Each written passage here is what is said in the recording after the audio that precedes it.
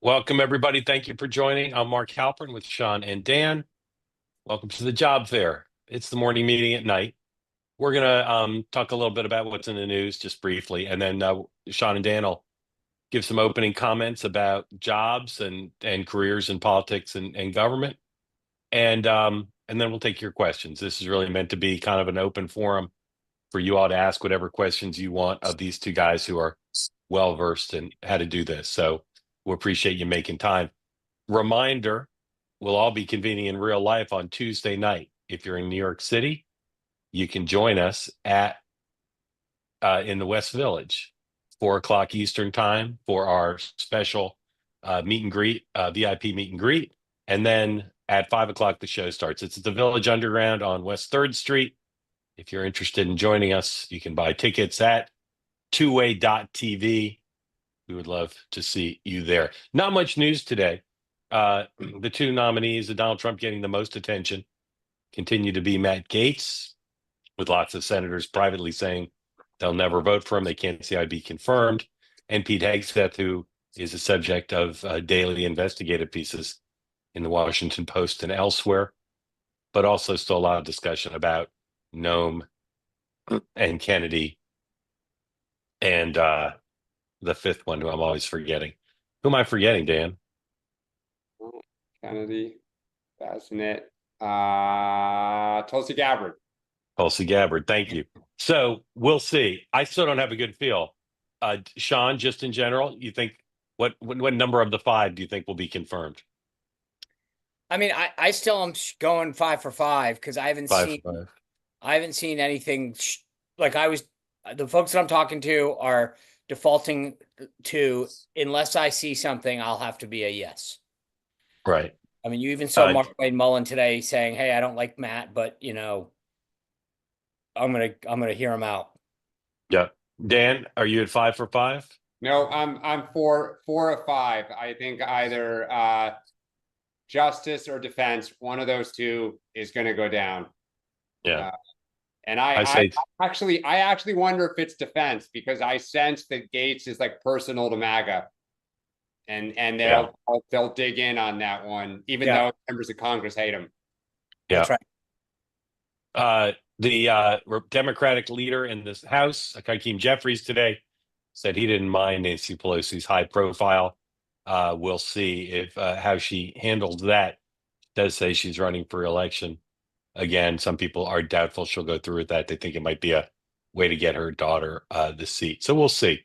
Other than that, President Biden traveling in Latin America authorized the Ukrainians to strike within Russia using American equipment. That is a big change from earlier in the conflict. Wonder how much consultation there was with Team Trump before he made that decision. It's a potentially pretty fateful one over the next few weeks before the change in the American administration. Again, grateful for everybody for joining. If you want to ask a question, please raise your electronic hand. If you're here on the two-way platform, we'll also keep an eye on the very peace, love, and understanding comments that go in the chat on both YouTube and here on two-way. If you want to put a question in the chat, you're welcome to do that as well. So quick comments from the two guys about their sort of overview philosophy about getting work, and then your questions. Sean. So let me just start. I'll be interested to hear Dan's take on this. But when I came to Washington for the first time in '94, there were a lot of people who took time to meet with me, to help me, and I'm always grateful for that. And I've tried to play it forward. That being said, I had early on an experience that shaped me going forward. I met with a very high, powerful lobbyist who had agreed to help me. When we had lunch, he said, "So tell me, what do you want to do?" And I said, "I'll do anything." And he looked me straight in the eye and he goes, "Well, guess what? There are no jobs for anything. You need to figure out what you want to do so I can help you. I'm not here to be your guidance counselor." And I think that over the last 10 days, I guess it's been, I've tried to remember that I am willing and able to help a lot of folks, but I'm not here to be your guidance counselor and talk about your strengths and weaknesses and where you'd be a good fit. And I think kind of why we wanted to do tonight is, there's a bunch of different options, the campaigns, then the campaign committees, outside groups, there's, official government, there's Capitol Hill. You need to do your legwork. You need to think about, talk to folks that have held jobs. Do you like them? Do you not like them? But I can't, I literally lose my patience with people call and go, I'll do anything. I don't have time to sit here for an hour and judge where you'll fit in and what bureau. Where I can be helpful is, hey, there's 3 jobs. Here are the specific job titles. Here's the office. Here's the opening. Can you help me, get a foot in the door there or something?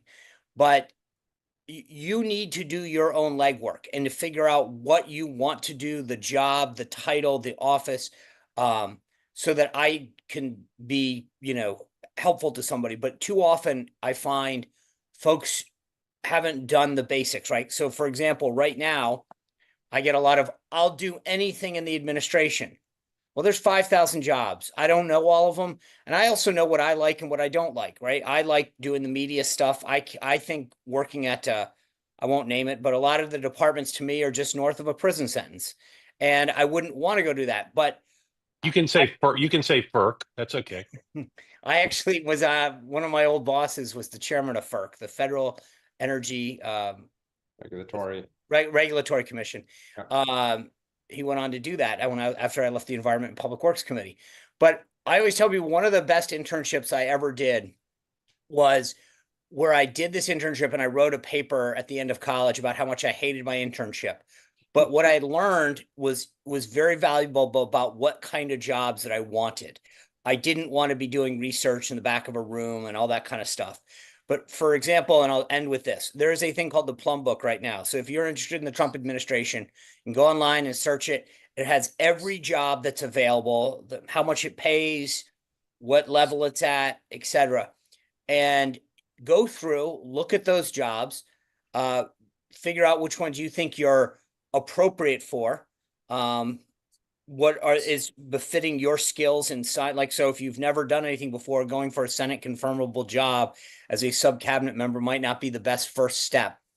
But then present a list and say, hey, there's 5 or 6 of these jobs that I'm interested in. Is there anything you can do to help me or whatever? But too many times I find people haven't done their own legwork. And so that's kind of, that's my, sort of my opening salvo on all this. Great. Sean. Dan. Yeah, so I look for a lot of government and all the groups that operate around it. I always kind of joke, like, a lot of people, you don't major in campaigns, you don't major in lobbying, and so there's always these questions of how do I break in. And so I think, tonight one of the things that we can do is lay out for people, as Sean was just saying, kind of, there are multiple ways to enter Washington or a state capital, whether you like politics or you like government, if there's a certain issue that you care about. And there are so many revolving doors where people go in and out of different areas, and you can move up very quickly. And so part of the challenge is just, how do you get in? How do you get that first job? And then from there, kind of, a little bit of luck and a lot of hard work, off you can go. And my first job was interning for my local congresswoman, Rosa DeLauro from New Haven, Connecticut. And I literally opened physical mail, answered letters that people wrote in about needing help with Social Security, and getting a lot of coffee and always putting the water jugs back, when they were empty at the water cooler. It wasn't glamorous, but sitting in the office, you were witness to a lot of things that happened, and it opened my eyes. I made friends with people, and kind of off it went. So look forward to your questions. Look forward to trying to provide some structure and guidance as best I can. Real quick, I want to jump on what Dan said before we go to that. Like, number one, I probably did 7 or 8 internships before I got my first job. When I was at the RNC, I probably hired 30 to 50 entry-level people over my tenure there.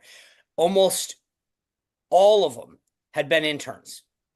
And the reason why is because I would love to see when someone came into the office, did they show up on time? How did they handle themselves? How did they handle small tasks? Because it was sort of a trial period. If you can't do the stuff that Dan was talking about, I'm not going to have you write some other bigger task or paper or something like that. And so you have to be, well, it's, there's enough people that are willing to do that. Go out, volunteer. I used to just say, hey, there's a dinner next week. Do you need anyone to drive people? Do you need people to set up?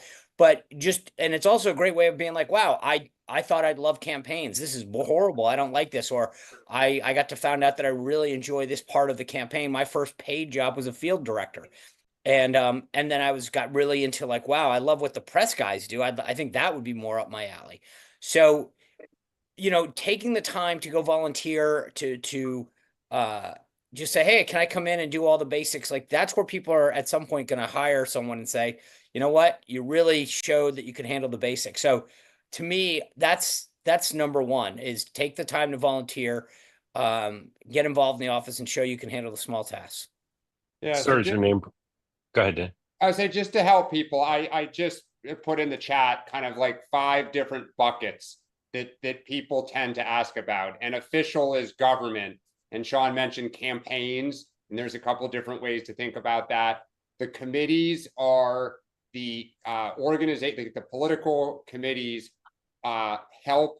There's one that helps the Senate candidates, one that helps House candidates, one that helps gubernatorial candidates. There's actually like attorney generals committees, and then think tanks and nonprofits that tend to work on issues, or even in some instances, one issue, and then everyone's favorite, lobbying.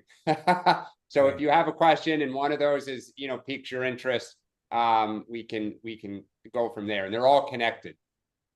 Sir, is your name pronounced Cade? Yeah. Welcome in. Thank you for joining. Tell us where you are and ask your question.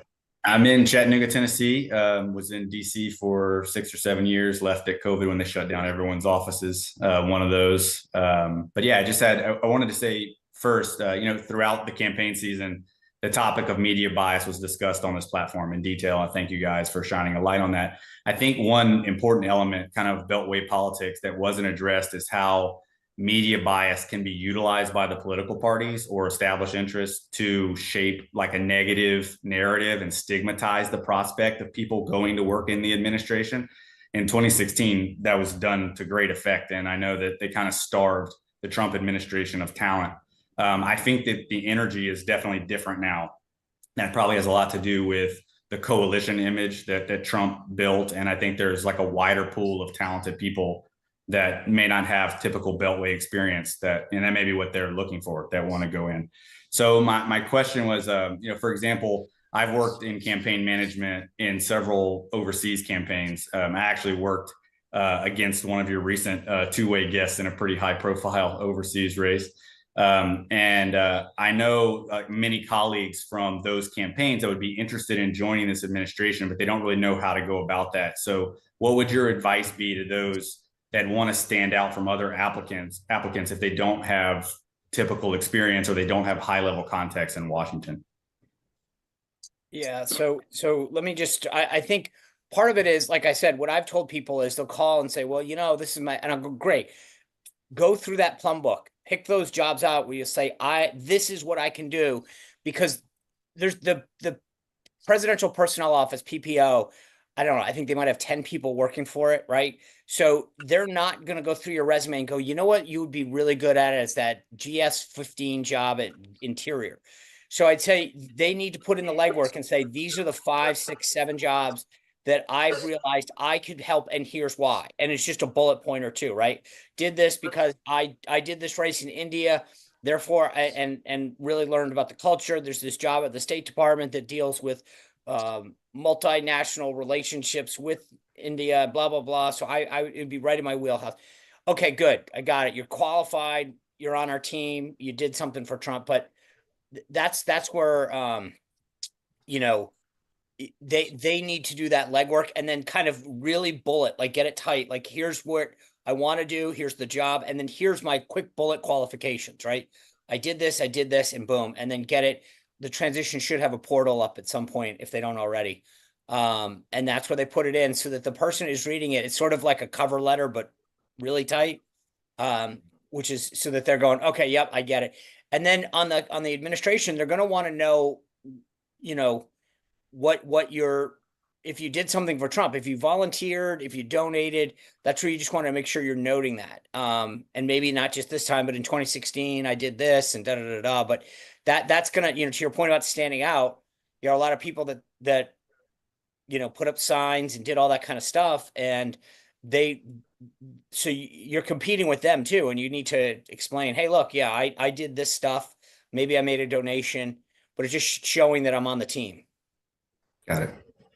And you know, it's too late for this campaign and this, but if you want to work for a winning campaign, including a presidential, you got to volunteer. You got to do something to support them, because people accuse this administration of being sort of focused on loyalty, but every administration is. So people who sit it out and then on November 6th or whatever say, oh yeah, I'd love to do that, and never lifted a finger, they're just going to have a much harder time. Dan, sorry. Yeah, no, that's okay. I mean, I think, Kate, your first point that it's definitely a different environment, because in 2016, I think a lot of Republicans thought Trump was like a fad and would go away, and then the establishment would take the party back over, and the Congress and everyone would just kind of keep doing what they're doing. And now it's Trump's party. Like, he owns it. I think people are much more open to, you know, working for him. Do you or your friends want to work specifically in the White House, or do they just kind of want to get to DC and kind of be in the action of Trump and Republicans controlling Congress? Yeah, I think the White House would be the White House, or, you know, stuff like RNC, and in campaigns, you know, there's like a small group of international political consultants that, you know, do that work. They get there for various reasons that are, you know, atypical, and then they don't know how to make the jump back because your resume just reads weird, you know? Well, because the reason I ask is your first goal of the White House is challenging, to be honest with you, for the reasons John and Mark said.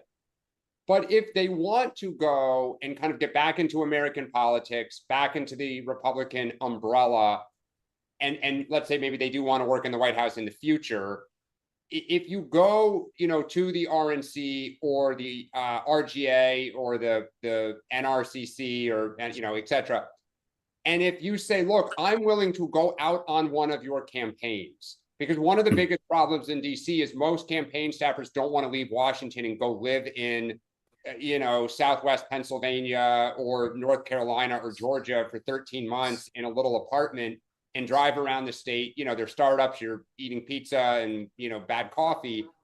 But if you do it and you earn the, you know, street cred of the senior people, you know, the second half of Trump's term, if you've been helpful and you've been on the team, and some people start leaving the White House in like very lower level jobs, perhaps you can kind of earn your way, you know, in over the next 2 years.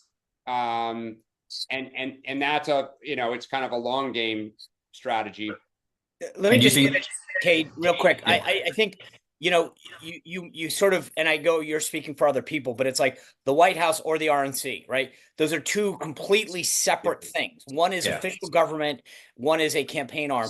But even within each, like I ran communications at the RNC, and then I ran comms in the press shop, right? In the White House. The press shop has 12 positions. Okay, there are 3 wranglers, 3 assistant press secretaries, 3 deputies, and the press secretary. So if someone said to me, I want to work over there, I'd be like, what job? Like, because there's like 3 tiers. Comm shop is pretty close to the same.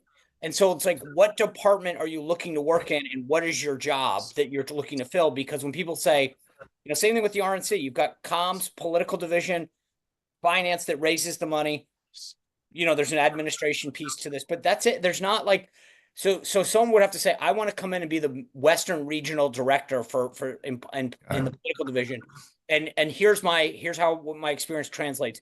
But they're not, the RNC in an off year might have 200 employees. You know, like I said, the White House press shop is 12 people. Like these are not big entities. I think people just assume that there's 500 employees, and they're not. So people have to have done their homework and said, this is what I really want to do. I want to make one quick comment on Dodge, because I've seen some stuff in the chat. So Dodge is this Department of Government Efficiency that Elon Musk and Vivek Ramaswamy are running. It is an outside entity. It is not part of government. Maybe it becomes some sort of like Grace Commission where it's official, but it's in uncharted territory right now. So I've seen some people saying, what about Dodge? And number one, they're telling everyone you'd have to volunteer, so it's not paid. I assume they'll have further details going forward, but that's an air, one of those planes being made in air. Like there's no details to share yet. So I would just say keep an eye on it. And they're not looking to pay people. So if you need money, that's not the government. That's not the job for you. Thanks, Cade. Cade, thank you. Appreciate it. Okay. Apparently I'm pronouncing Dodge wrong. It's Doge. Doge. It is Doge. I was going to let that slide. All right. Onakepe. How am I doing?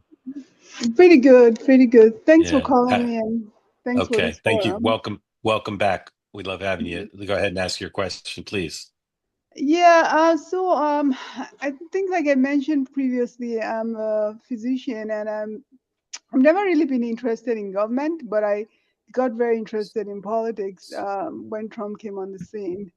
And so I'm interested in serving in this administration for a couple of reasons. First, because I worked in pharma and I really understand what RFK Jr. is talking about when he talks about some of the issues in the healthcare system between pharma and FDA. And I worked at a pretty high level. So I'm really interested in getting into that, but I have never really been in politics before. So I'm sort of wondering how to get in, what chances. I always had this impression that you had to know people and you have to be lobbying and to get a position. And so I'm not sure, how somebody like myself could get in. I'm very interested, not only because I think I have expertise about some of those relationships between pharma and the FDA, because I was sort of responsible for some of that, and between the pharma and the societies, but also because I really want the administration to be successful this time. I mean, I think it was successful in 2016, but I'm talking about in terms of the backstabbing and the people that try to bring the administration down. So I think it's just important to have people who understand the message this time. So I'm just wondering, what sort of path is available to me, and what is most realistic for me to I think my strengths would probably be in HHS, something in healthcare. That's something I'm also passionate about. You asked about politics and you've asked about government. Do you want to work in politics or do you want to work in government? I think government, I mean, I don't know, would there be a role for me in politics? So policy, I'm more interested in policy, actually. Well, I mean, they're just very different. And Yeah. in politics, you can volunteer. Where do you live? I live in Pennsylvania. Okay. So depending on where in PA, obviously every area has a local member of Congress. Depending on where you are too, the senators have local district offices. You can volunteer, just on the most basic level and get to know people, and they'll have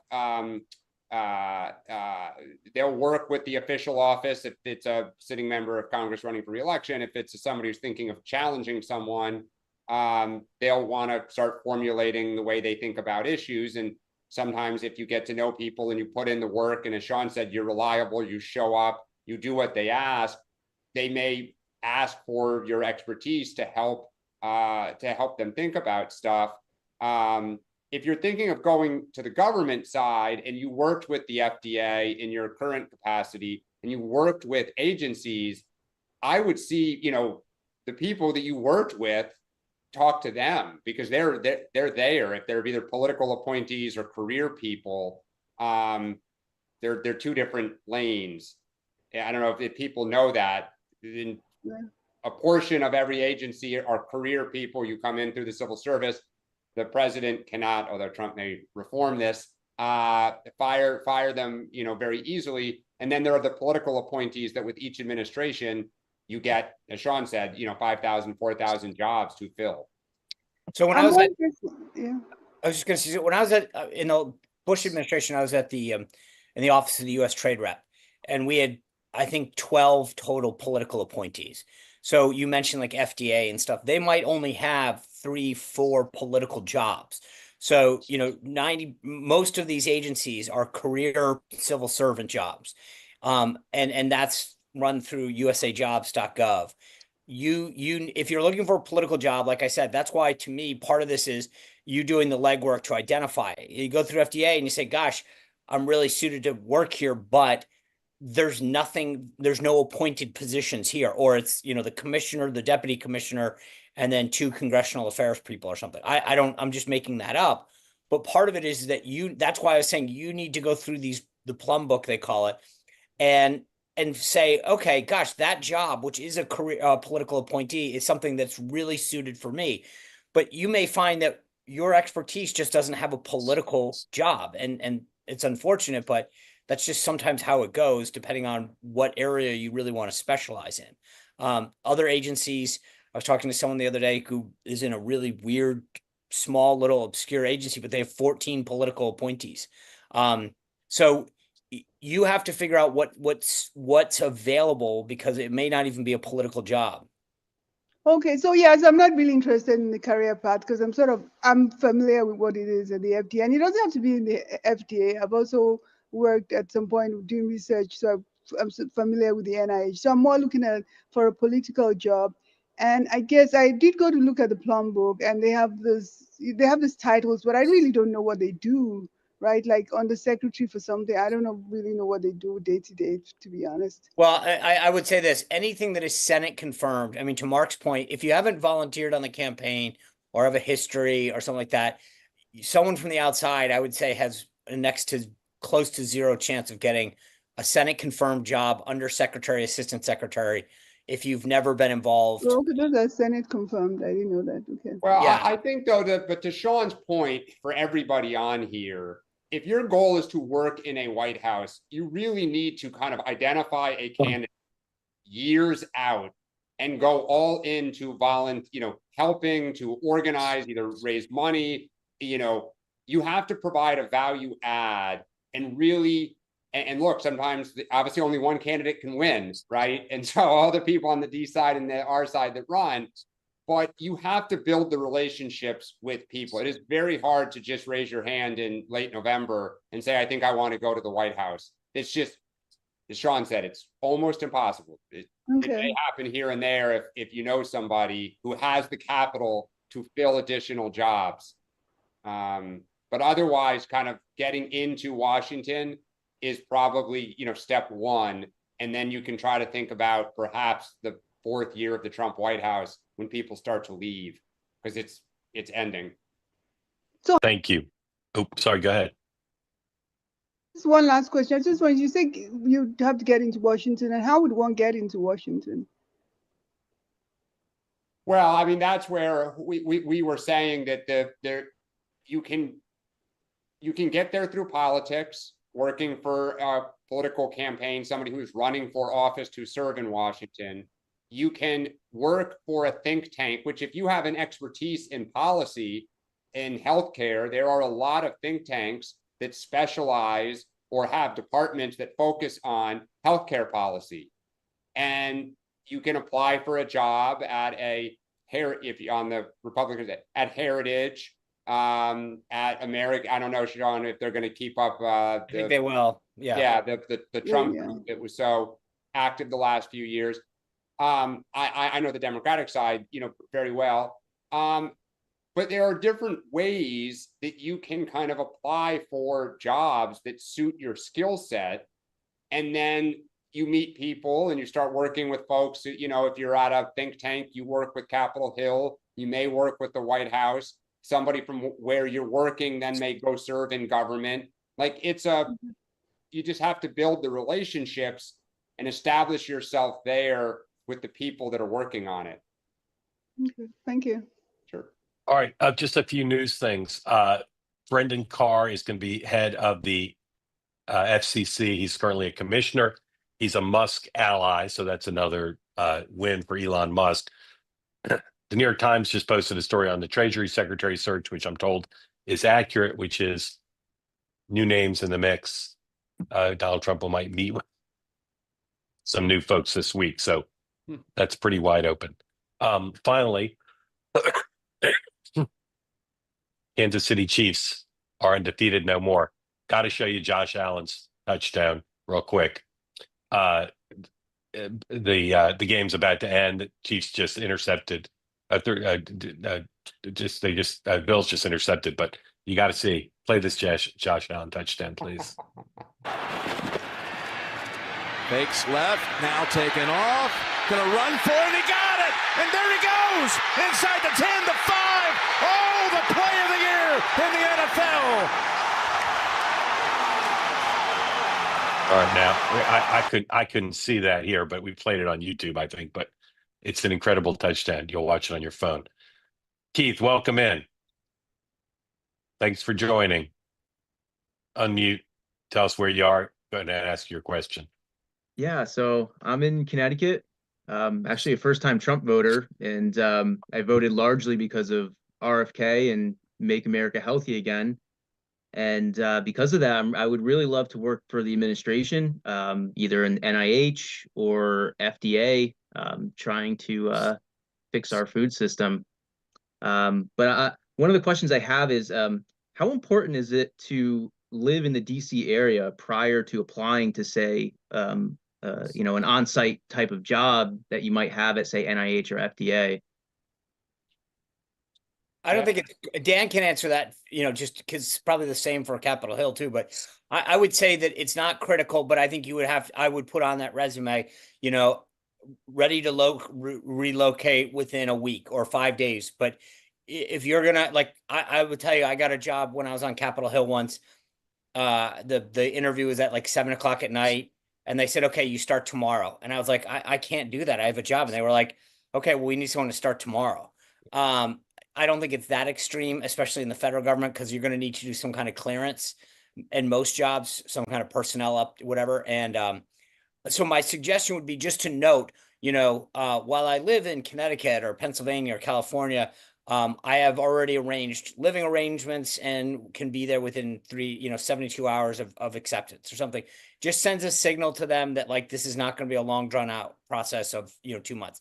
Even if that's a little BS on your end, I would just flag so that when they look at the resume and they go, gosh, he's not here. That's not the end of the world, but they do want to know how quick are you going to be able to pull it off. Gotcha. Keith, where in Connecticut are you from? From Brantford. I grew up in New Haven, so nice. I think Sean's right. I would just note that you are willing to move and can move quickly. I would just keep it at that, because and Sean's right. On Capitol Hill, people will say I need you in 48 hours, and I know a lot of people who would take the jump and the plunge of signing a lease, going down there, waiting tables or whatever while they're trying to get that job, because it tends to move that fast. But just make note that you're willing to go to Washington. Sounds good. It sounds a lot more exciting than Connecticut at the moment. So I'd be thrilled to work there. The pizza is not as good, but it's not bad. It's true. Keith, thank you. Appreciate you joining. Thanks so much. Evan, can you unmute? There you go. How's it going? Welcome in. We're glad to have you here. What's on your mind? Where are you? So I'm in UCSB, University of California, Santa Barbara, college student right now. And I was just wondering, I'm very interested in going into the political route. So I was wondering if you had any recommendations or insider tips about pursuing a field in politics. Dan? Okay, I think Dan might be muted. Oh, sorry about that, Dan. Go ahead. I did it because kids are screaming in the background. I don't think you wanted to all hear that. No. Yeah, so actually politics is, I think, is a great, there's lots of ways you can enter. So you are obviously a Democrat or a Republican, right? You'll say which side you want.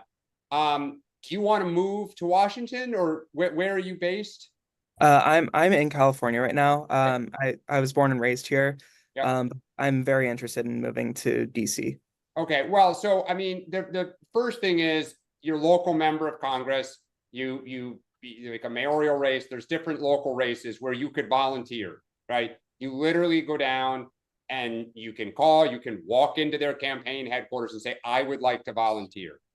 And so the first couple weeks or months, you're going to have tedious jobs. I told Mark the other day, my first job on a campaign, this was pre-internet, was putting fundraising invitations into a fax machine one by one that were addressed to, Dan or Sean or Mark. And I spent hours and then I had to call to confirm the fax was received.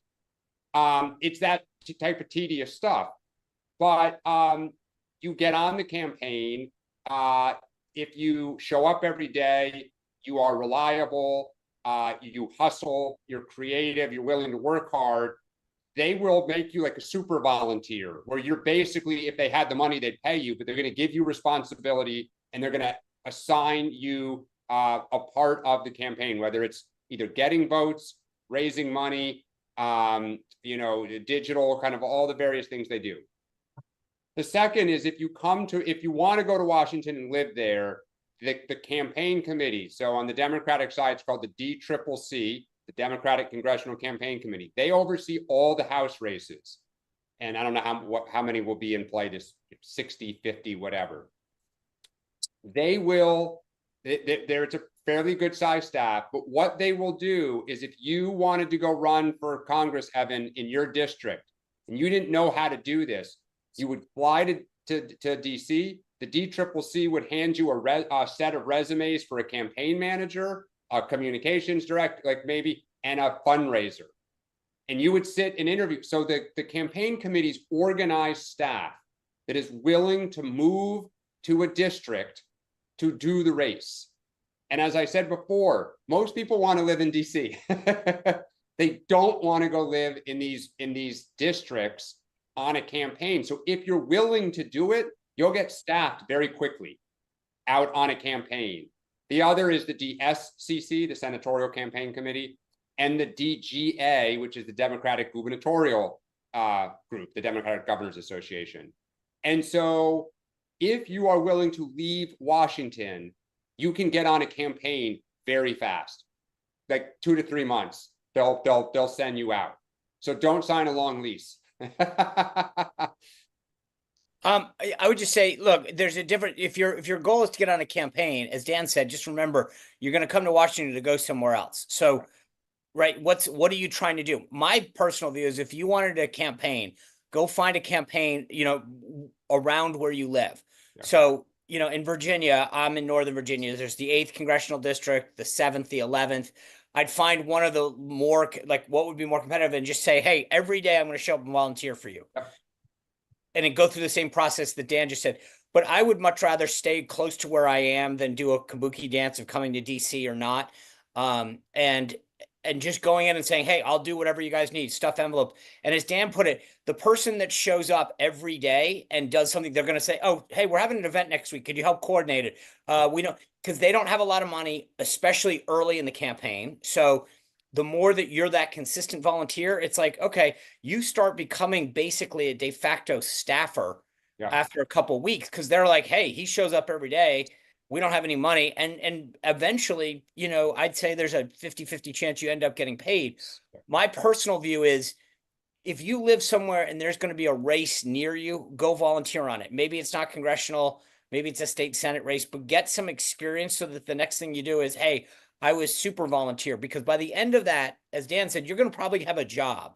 And then you can go on to your next campaign saying, oh, I just did this for this state rep race, for this county clerk race, for this mayoral race. But, find something local, check the box so you don't have to, you might even wait tables at night so that you could volunteer during the day. I will just tell you this, for when I moved to DC, I wanted to work on Capitol Hill. And I created an Excel spreadsheet and I started. So obviously I'm from Rhode Island. We have two reps. One of them at the time was Republican, and that was probably the last time we ever had a Republican. And then what I did is, okay, I went to school in Connecticut. So I started to go, okay, now I can pretend that I have a Connecticut connection. So I would call all the Republican members in Connecticut. I think there was one at the time. I don't think there's any now. And then I was like, well, what else can I claim? And I would try to figure out ways. And then I started to go through alumni books and say, okay, wait, I know that I graduated in whatever, and 4 years ahead of me, Dan Turrentine, he's now working down on Capitol Hill. So I'm going to call him, and I would start to write out like all of this. And the two things I would say to you whenever you're asking in DC are never tell any, don't say, I'm looking for a job, because the answer is we're not hiring. If you say, call up Dan, you say, hey, you're the chief of staff, I'm connected to you. Can I sit with you for 5 minutes and just get your advice? Dan's going to say, absolutely, I've got 5 minutes and I'll give you my advice. Your goal in that meeting is not to ask for a job, but to impress him. Hey, I'm down here. You've done so well. What did you do well, Dan? And Dan's going to want to tell you all of his great advice. He's going to then say, wow, I was really impressed with you. I do know some jobs and I'm willing to make a phone call. But if you call around and say, I'm looking for a job, the simple answer is, I don't have one. If you call around and say, hey, Dan connected us, I'm wondering if you have 5 minutes just to talk to me about what advice you'd give me as I'm down here. Sure, I'll give you 5 minutes. And then I get impressed with you. I go, wait a second, I'll make some phone calls for you. But that's you need to be able to network everything.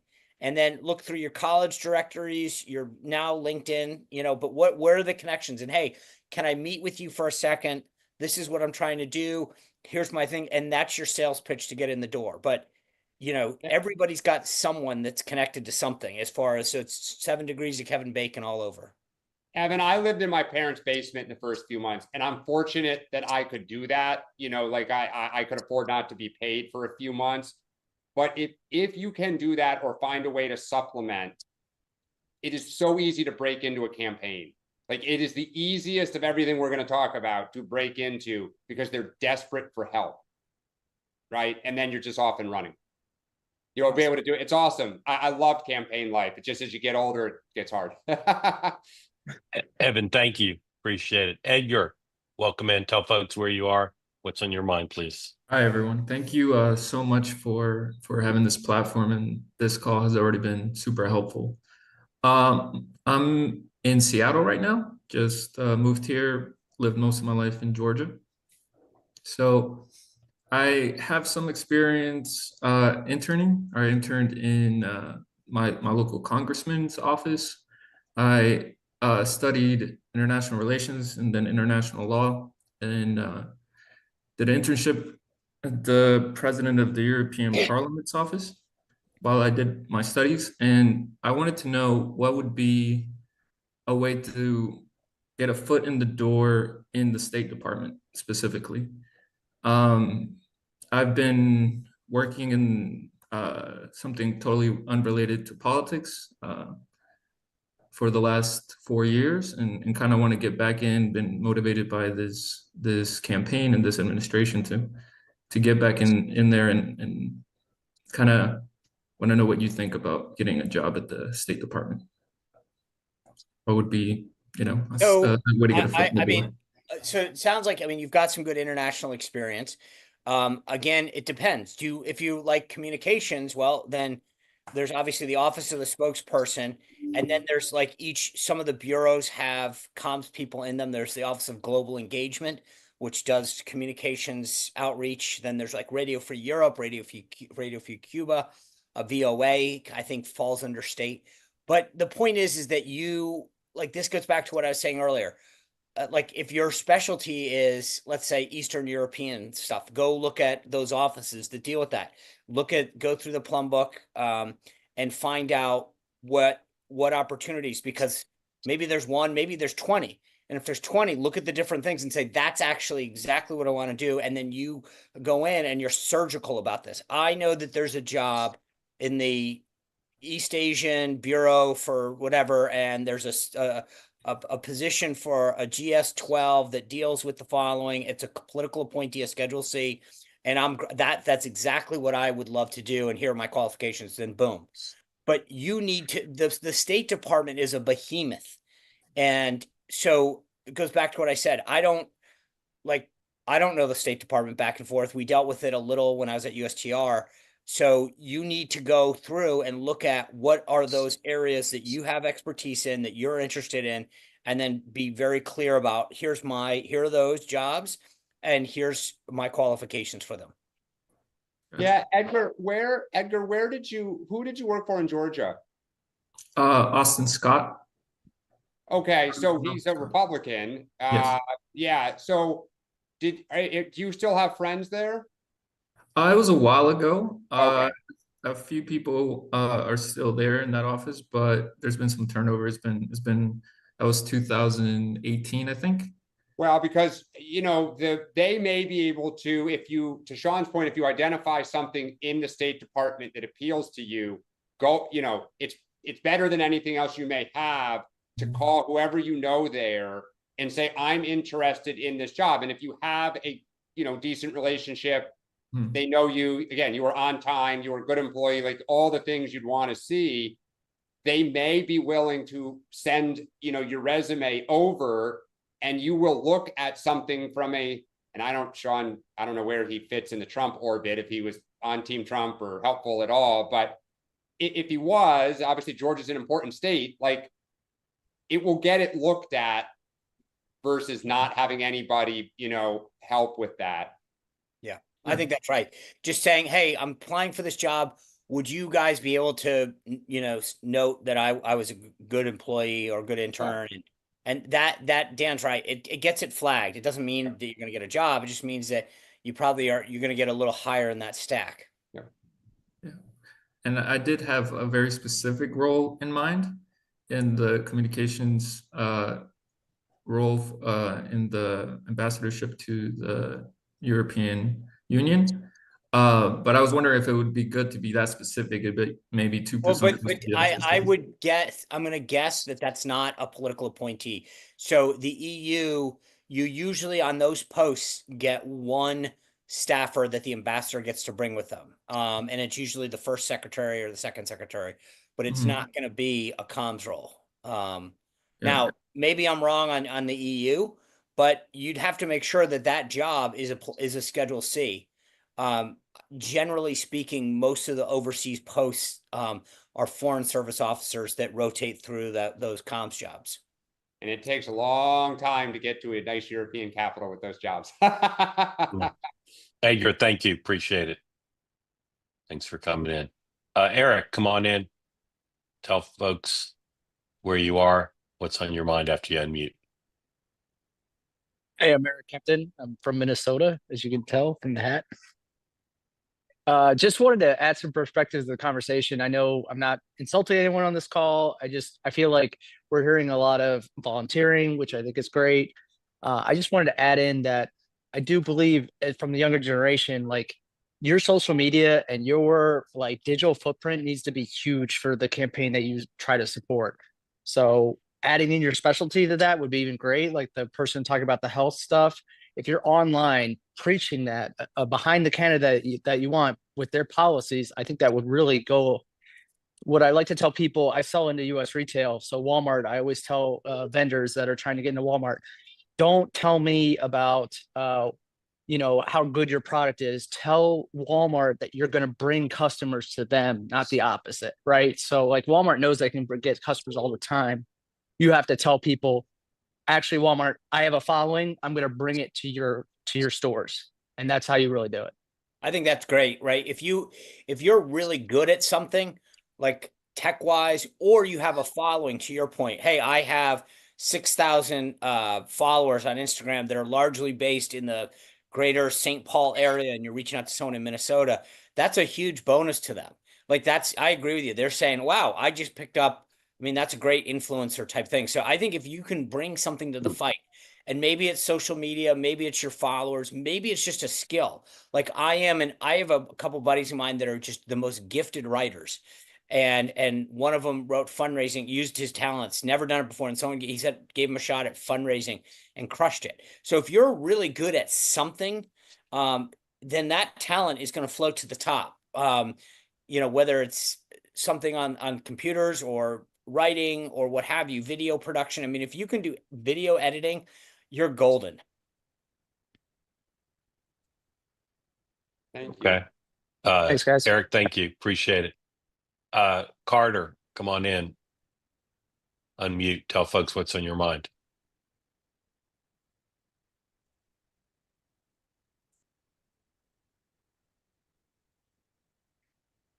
Oh, Carter, I think you're muted.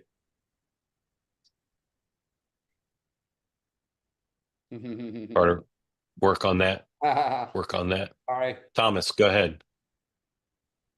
Sure. Thanks.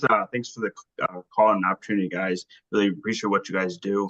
A lot of people have been asking about jobs specifically in this administration. Well, that's an interest of mine too. Could you maybe talk instead about possibly pursuing an actual political career in terms of elected official? I'm here in Wisconsin, and actually I love living in Wisconsin. You guys have mentioned, everyone wants to live in DC. I'm actually love living here. And I built up connections over the past couple of years with some of our elected officials here, being involved in some political organizations, but how to really build up your credentials and to, when those positions open up, to be one of the people considered for those. Yeah. Well, first off, good for you. I think it's awesome. Anyone who's willing to have the courage and the drive to run for public office, like I tip my hat to them.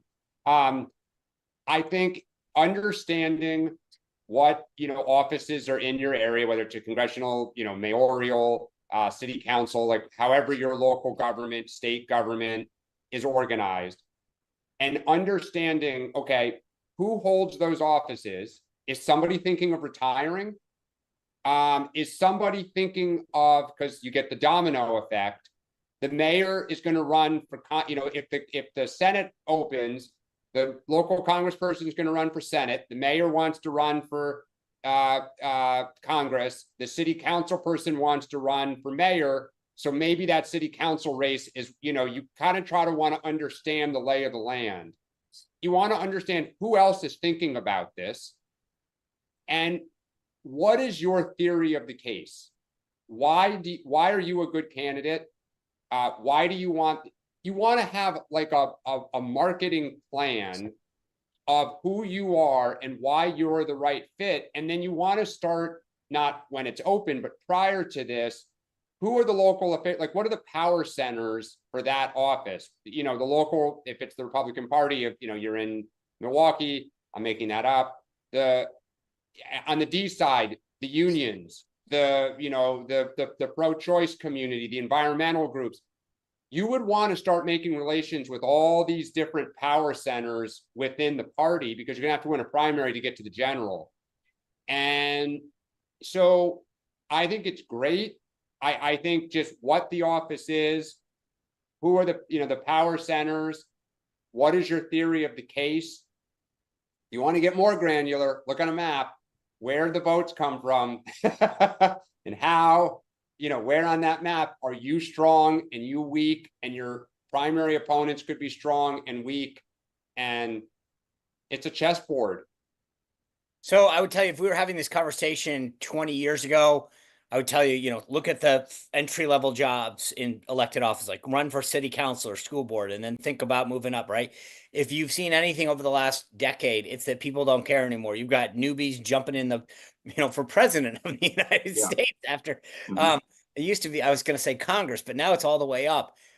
So I think that what Dan is saying is spot on, right? Now, figure out what you want, right? So some people, I've talked to people who've said, I don't want to run for Congress because I don't want to go to Washington. I want to, in your case, stay in Wisconsin. So is it, I really want to be involved in local issues because I care about that kind of stuff. I want to go to Madison and represent my community, as a state rep or a state senator.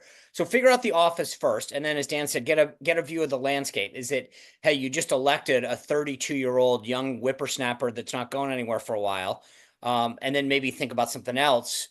Or is it the guy or woman that's in there right now is 97 years old and there's probably going to be a vacancy soon. But the bigger point that Dan was saying is I would start to build out now. Who are my what's my list? Who am I going to hit up for money, right? So it's friends, family first, and then whatever. And then think of those key influencers, people. And I gather lists. So, do you have a list of from your church? Do you have, if you're a member of a club or a neighborhood association, you get all those together? Because this is all about numbers, right? And so the more that you can start off with a ton of data, here are all the people that I have a connection to because I'm a member of this neighborhood association. I'm a member of this club. I'm a member of this church. Boom. There's your immediate jumping off point. And then think about those influencers that Dan was talking about. who are the people in the community that are movers and shakers? Maybe they're neighborhood association presidents, they're other elected officials, they're big business owners or organizers of some sort, right? And then who are the key people in the different, if it's a community, like does somebody lead the Korean community? They're like a player in the Korean community or the Hispanic community, whatever. Start to think about who those players are and get all that down, and then start to go meet with them and say, hey, I'm thinking about running for office. I just wanted to get your opinion, because that way you're building a relationship with them. So when you announce 2 months, 2 years later, the first time you've ever met them isn't, hey, can I have your vote? It's, well, I've known, Pastor so-and-so or Rabbi so-and-so for years because he's been helping me. And and think about those ethnic communities that in some areas are really big, whether it's Greek or, Koreans or whatever. There's usually some kind of ethnic, epicenter, and figure out who those players are. One last thing that I was going to say, this apropos of the last question, someone mentioned, we were talking about those digital strategies, whatever.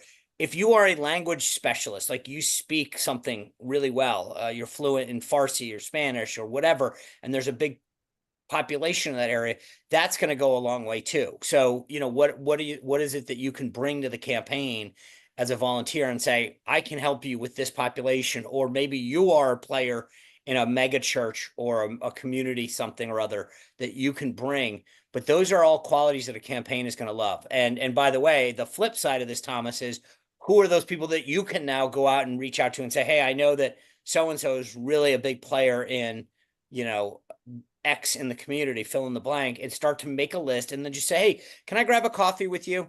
I'm thinking about getting more involved in the community, and I know you're a play to their ego. I know you're a really big influential person. I was wondering if I could just pick your brain because I'm thinking about getting involved, but you're all, just play to their ego. Same thing about the jobs. Don't ask for a job. Say, can I meet with you and get your advice? Everyone loves giving advice. Yeah, build the roof when it's sunny out, as he's saying, like make all those friends. The last thing I would just add that I forgot, the moment in time. If you're going to challenge the other party and like the environment becomes great for your party, ride the wave.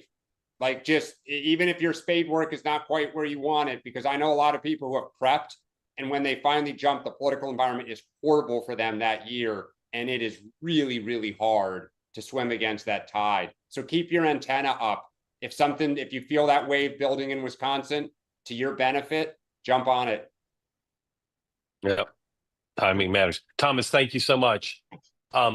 Guys, anybody, you guys want to make any closing statements? Anything you want to say you didn't get to cover? Give me 1 second. I'll let Dan talk because I'm adding the link for the Plum book into the chat. I put it on my YouTube page and I'm adding it right there. So if you're on the Zoom on the two-way, you can see it. I put it in there. I put it in my YouTube chat as well. But like, everyone I'm seeing some of this stuff about, here's my experience. Great. Go find something in that book that interests you and go from there.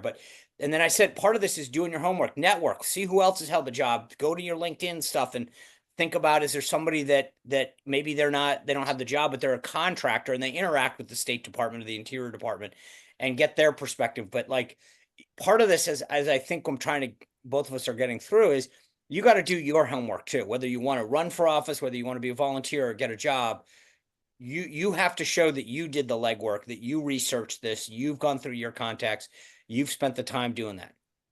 So Dan. Yeah, I just please be a little judicious with this. I just put my email in here. If for some of you, I see your hands are up, just feel free to email me. I'm happy to answer, generally speaking. Just Sean's right. Just hustle, try to find what it is. But, everyone gets a hand. Sean got it. I got it, where people gave us advice, and, you'll be able to enter, whether it's government, politics, whatever your passion is, you'll be able to get in. It just takes some hard work and some hustle, but it's a pretty transient city and set of industries, and you'll be able to do it. And I'm sure Sean feels the same way. It's awesome to be in it. It's really, really fun. It's more fun when you win than when you lose, but it's awesome to be in it. Yeah. I find in competitive fields, if you're good at it, as competitive as it is, you'll do great. I've never seen that many great people don't fail. So if it's the right thing for you, you should stay at it and follow the advice you got tonight. Dan was nice enough to offer to answer questions from those of you with your hands up who didn't get a chance to ask. Sorry we didn't get to everybody. Thanks to Sean and Dan. Reminder, tomorrow morning, 9 a.m. Eastern time, we'll be back for the morning meeting. I'll be back at 6 tomorrow night for two-way tonight. And then Tuesday night, don't forget, if you're in Gotham City and you want to join us, still some tickets left for our two-way morning meeting, rather, after dark at 5 p.m. Eastern time on Tuesday night. I'm waiting for the graphic to come up, which is why I'm talking haltingly. 5 p.m. Tuesday night in New York. You can go to twoway.tv for ticket information. Guys, thank you. Thanks everybody for joining. Thank you, guys. We'll see you again. 9 a.m. tomorrow morning on the morning meeting. Thank you.